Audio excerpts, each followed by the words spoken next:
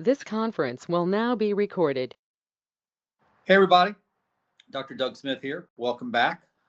Today is Wednesday, January 22nd. I believe I got the date right today. Somebody pointed out I had the date wrong a couple of times. My apologies. This is our Monday through Thursday podcast at 1 o'clock. We try to keep this podcast down to anywhere between 7 to 11 to 12 minutes.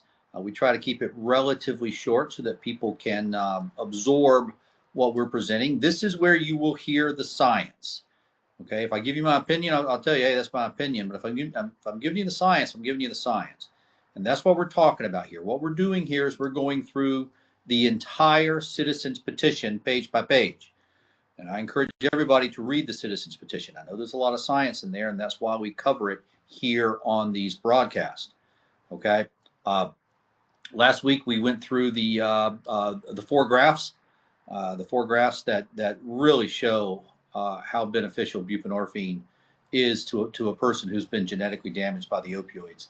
And today what we're doing is we're going through the third section of the chart right there in front of you. Now, do not be intimidated by this chart. Do not be intimidated by this chart. There is an enormous amount of information on this chart. But once you start to understand what the chart is telling you, okay, then it's not intimidating. And that's what science does. It communicates with you. It tells you things. Okay, so if you just look at that chart and you see it's divided into 4 individual groups, 1, 2, 3, 4. The one on top, 2 in the middle, and the one on the bottom. The one on top are our people. Those are our people. Those are people who have taken the opioids long enough that when they try to stop taking the opioids, they get sick. Those are the people that are now dependent upon continuing to take the opioids. The next group down is the same people. Okay, that's 15 people. Okay, on top, that's our people when they're sick. On top is our people when they have stopped taking anything, any opioid whatsoever. Stopped taking any opioid whatsoever for 3 days. And on 3 days, they came in. And that's what's on top there. Okay, so as those of you who have been through the sickness that goes along with stopping the opioids, you know what those people were experiencing. Okay, and then what we did was they came in, we drew their blood, we asked them a few questions, we gave them a dose of buprenorphine, and 2 hours later we drew their blood again and asked them the same questions. And look at the difference between the group on top and the second group. It's the same 15 people. It's the same 15 people, and they're in the same order. So you can go through them one by one. Okay, and as you can see on top, on the far left, when they're sick, their adrenaline levels, their epinephrine, norepinephrine, dopamine, what we call the catecholamine levels, are just off the chart.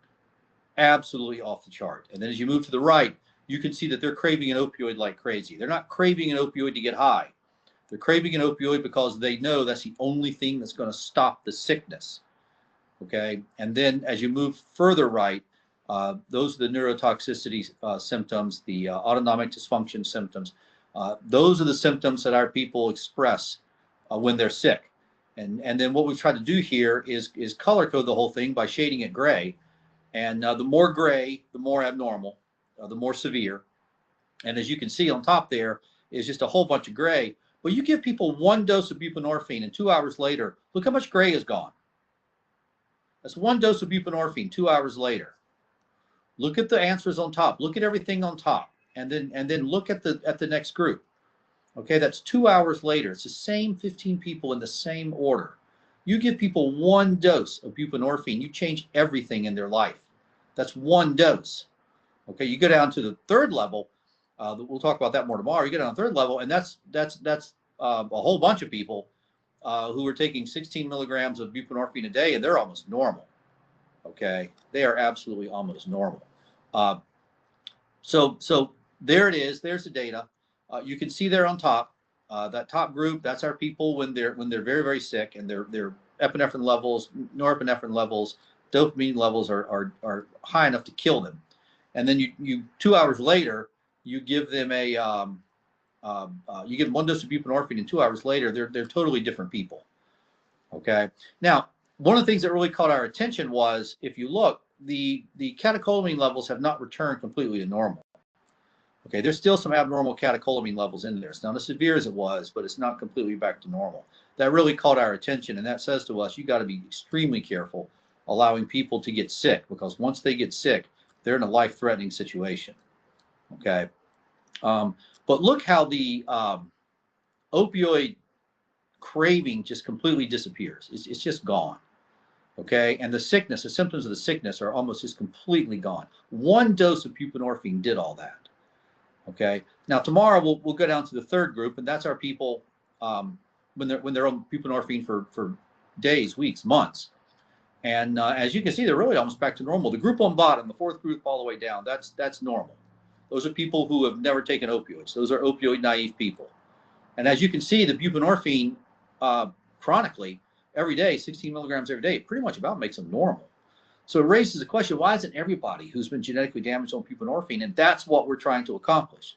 So please take these videos, put them on your social media, put them on everybody's social media, email them to everybody, send them out to everybody. Like us, subscribe to us, come back and listen to us. We'll be here every day at 1 o'clock, Monday through Thursday at 1 o'clock. And we try to keep it short so we don't take up too much of your time. We get right to the point. We cover the science, and then we let you go get on with your day, and we'll be back here tomorrow. So that's what we're going to cover today.